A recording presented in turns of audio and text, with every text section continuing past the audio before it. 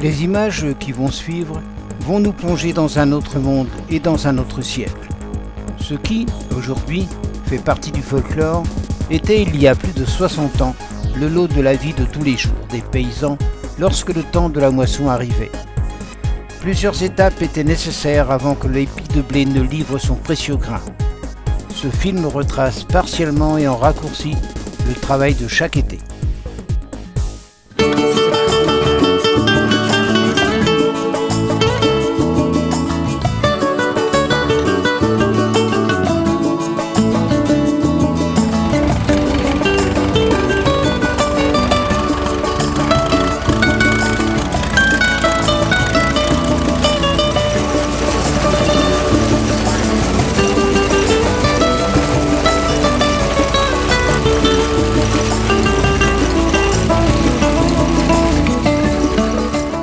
Et d'abord, la lieuse de marque Buzena. Cette machine n'est pas entraînée par une prise de force, mais par la roue centrale portant l'ensemble.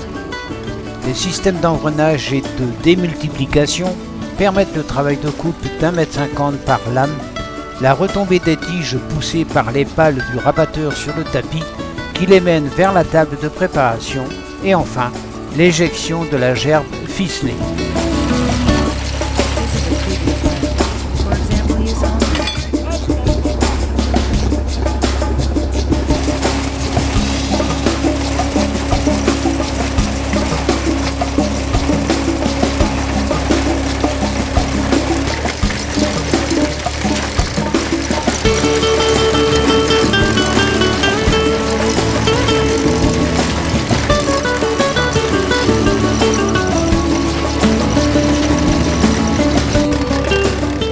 Ces actions parfaitement synchronisées sont un régal pour l'œil et l'alignement des gerbes offre un magnifique tapis doré.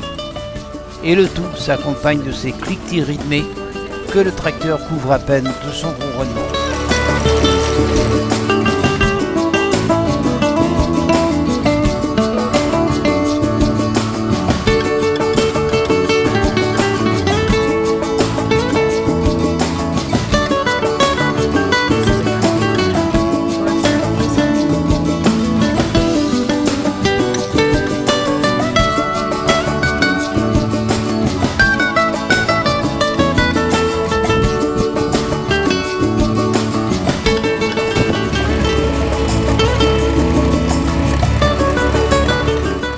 Il est également nécessaire de nous intéresser au tracteur.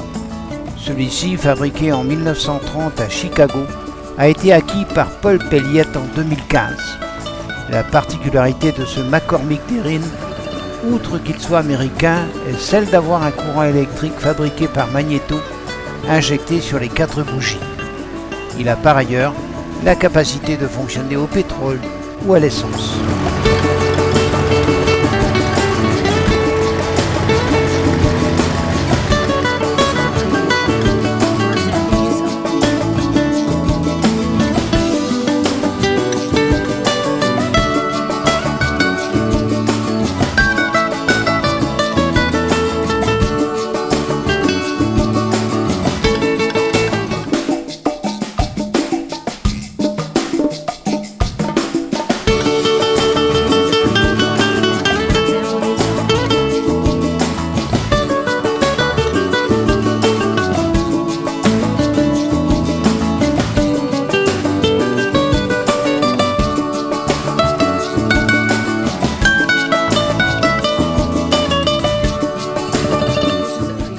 Une question pourtant, comment fait donc ce sacré noueur pour obtenir un nœud si parfait ?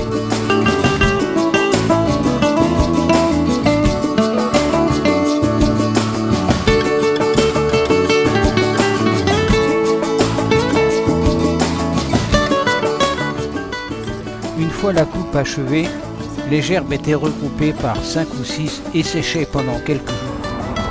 Elles servaient ensuite, parfois par centaines, à fabriquer une meule savamment construite pour qu'elle ne prenne pas d'eau avant que ne vienne l'heure du battage.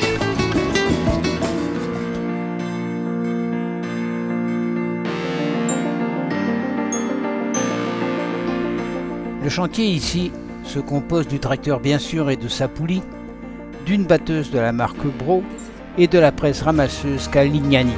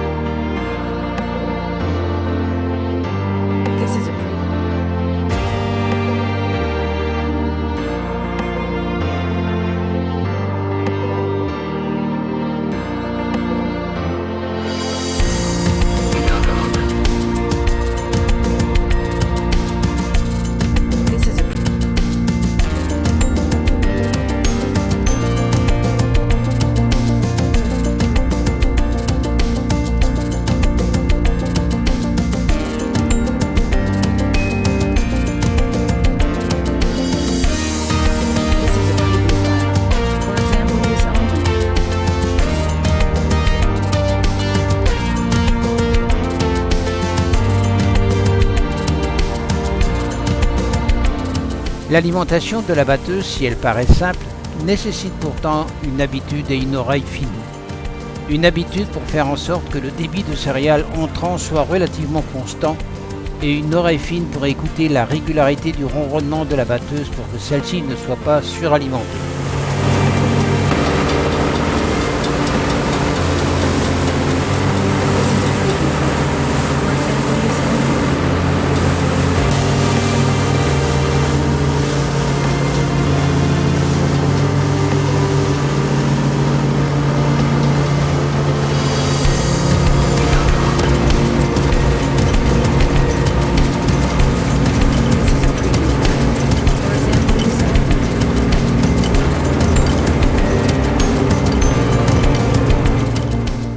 À l'arrière, la presse ramasseuse Calignani, proche de la marque Someka, effectue son travail de pressage et de mise en forme des bottes de paille devenues facilement transportables.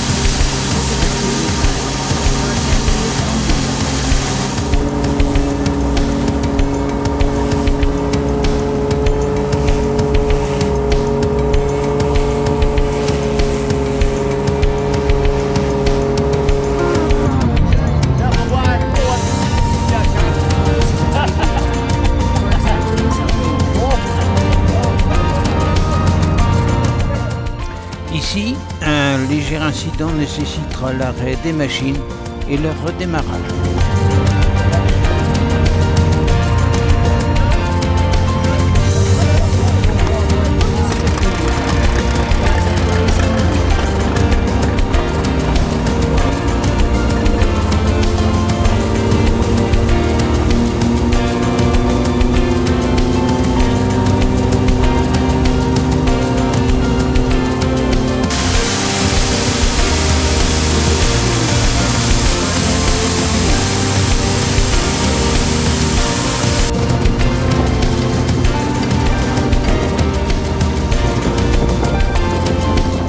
La batteuse Bro est sans doute l'une des meilleures machines du moment et son principe est relativement simple.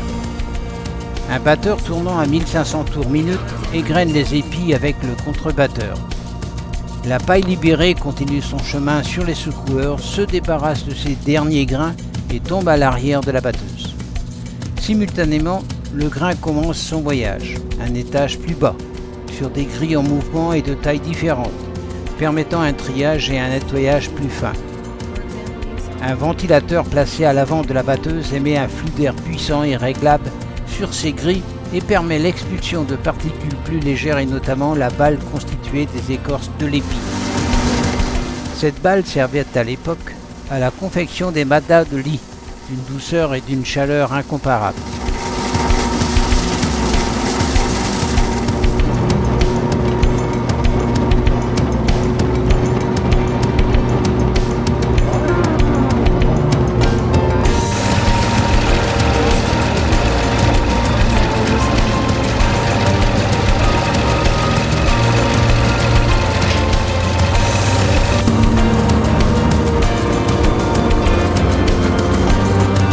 Le grain, quant à lui, poursuit son périple. Il va être ramené par une chaîne à hoton dans un nouveau trieur, après s'être passé sous un aspirateur et terminera sa course définitivement dans les sacs.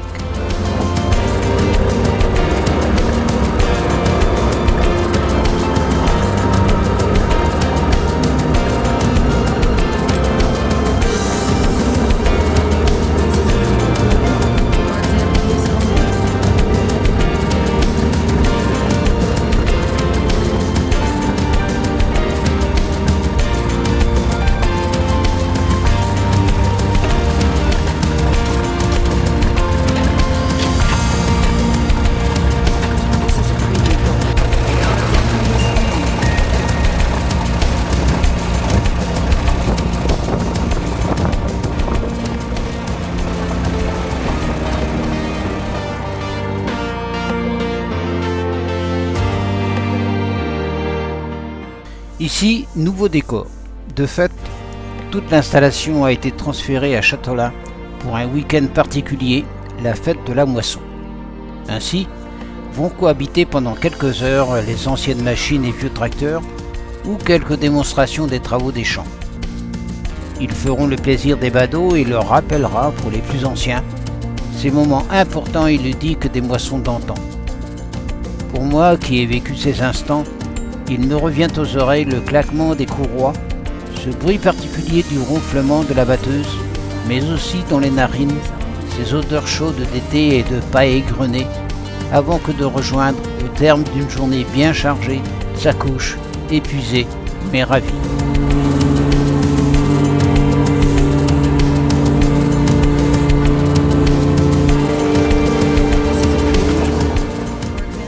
Et puis, ce travail en commun, intergénérationnel, mêlant à merveille les savoir-faire, les partages du temps qui passe et la mesure des saisons. Car une fois la journée achevée, tout le monde se retrouvait au repas du soir que les femmes avaient concocté. Il arrivait que la soirée s'éternise autour des chanteurs ou des conteurs, avant de repenser au lendemain qui allait bientôt être là.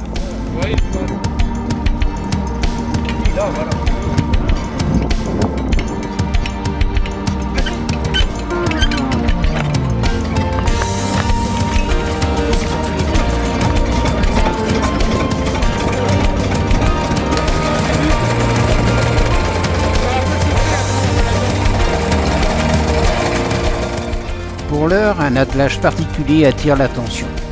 Une batteuse en bois de marque Merlin des années proches de 1900 impose sa masse. Bien que son principe général soit le même, elle diffère par son mode d'alimentation s'effectuant par-dessus, rendant plus difficile l'approvisionnement en gerbe à cause de la hauteur. Le circuit du grain tombant sur plusieurs grilles de tri vibrantes est un peu plus complexe. De plus, ce grain est ramené par une magnifique chaîne à hoton au dernier trieur rotatif avant de rejoindre les sacs de jute. Dans cette séquence, la batteuse est entraînée par un moteur à essence des années 20.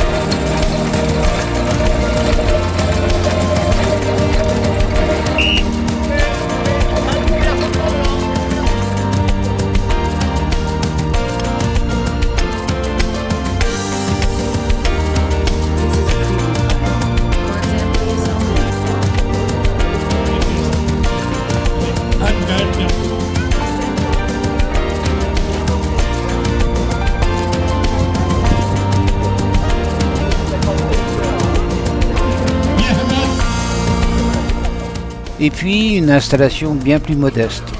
Elle se compose bien sûr d'un ancien moteur, mais surtout d'une table d'alimentation, d'un batteur, d'un secoueur ici à 4 rampes et accessoirement d'un tarare, ce dernier entraîné à la main, servant à la séparation du grain, des poussières, mauvaises graines, balles, etc. Pour autant, cette structure a permis en quelque sorte le début de la mécanisation de cette étape cruciale qu'était la moisson.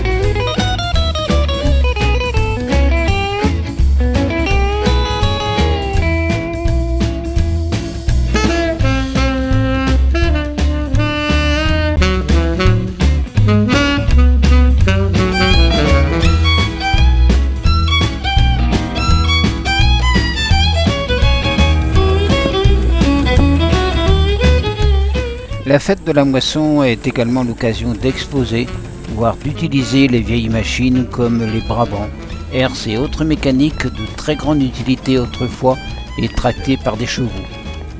On peut y trouver également cette magnifique et rutilante machine à vapeur dont on peut admirer en détail les divers rouages et mouvements.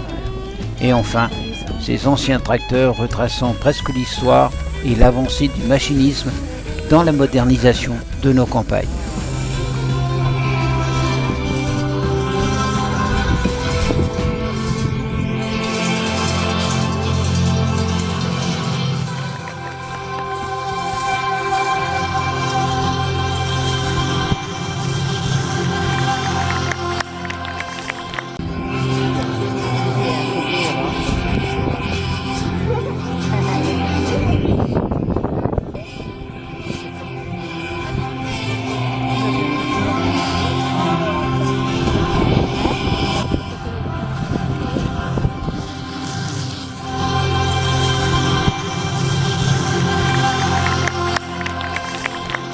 Je crois qu'on peut applaudir très fort Michael Berthaud et ses 100 chevaux